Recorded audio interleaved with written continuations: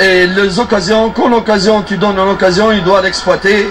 Et c'est comme ça pour tous les joueurs, le nouveau joueur. Quand tu donnes une opportunité pour jouer, tu dois l'exploiter. Et je pense que c'est le cas de Baka.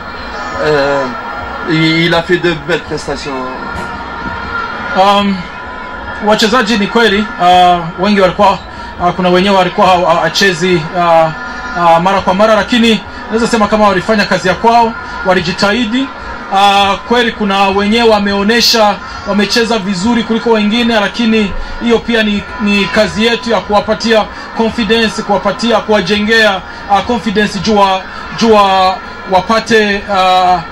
wapate performance nzuri. Lakini tukiona kama mchezaji kama Ibrahim Baka, mchezaji mwenye amecheza hizo mechi mbili na akaprove kama ni mchezaji mwenye anaweza katupatia doubt kwa ile machaguo ya kwenye central back. Dit qu'en première mi-temps on était plus agressif et plus rapide dans les attaques, mais en deuxième mi-temps on a été plus prudent, C'est tout à fait normal, je pense depuis le derby, le derby c'était le 23 au 24, nous sommes le combien maintenant? 29. Nous avons un derby haute intensité, nous avons joué un autre derby contre KMC et encore un autre match contre Geta Gold, une très très belle équipe, avec des déplacements et tout. C'est pas normal, ce n'est pas humain. Et c'est normal que les joueurs ils peuvent pas donc donner à 90% dans le même rythme. Il y a des joueurs qu'on doit essayer d'économiser l'énergie en se projetant dans le match de la CAF. Et moi je comprends pas comment le match d'aujourd'hui, il faut le dire, on le joue, alors après 2 jours on joue la CAF, après vous dites que parce que nous représentons la Tanzanie, après vous dites oui Young Africans international. Nini, c'est inhumain. On joue pas 4 matchs de haut niveau en 8 jours. J'insiste. Nasema kama ni kweli, lakini ukiangalia kama ile mechi ya derby tumecheza tarehe 23, leo tuko tarehe 29. Kumepita siku 6. Hii ni mechi ya 3 kwenye hizo siku 6 na mechi zote zilikuwa mechi ngumu. Hakuna mtu anaweza kaimiri hiyo pressure, hiyo rhythm ya mechi za hivi. Na pia unaongeza leo ni mechi yenyewe unapaswa kusafiri uje huku ucheze, afu tena turudi nyumbani tuna mechi muhimu ya Confederation.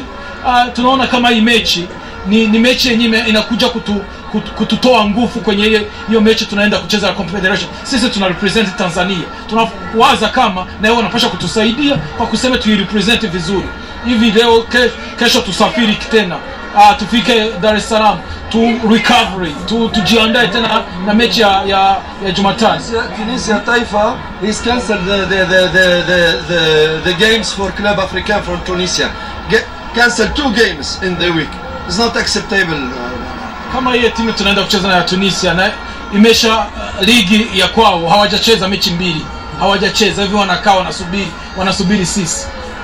Ni kweli tunataka time playing, lakini pia ni kuangalia uwezekano wa vitu vyenye tunafanya, lakini all in all tutajiandaa na kwenye mazingira magumu tunaamini kama dit que Héritier il a eu la chance de jouer, mais ce qu'ils ont remarqué c'est qu'il a raté beaucoup de buts. Qu'est-ce que vous en pensez?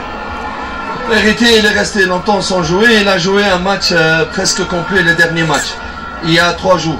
Donc ça laissait des traces sur un terrain très très dur.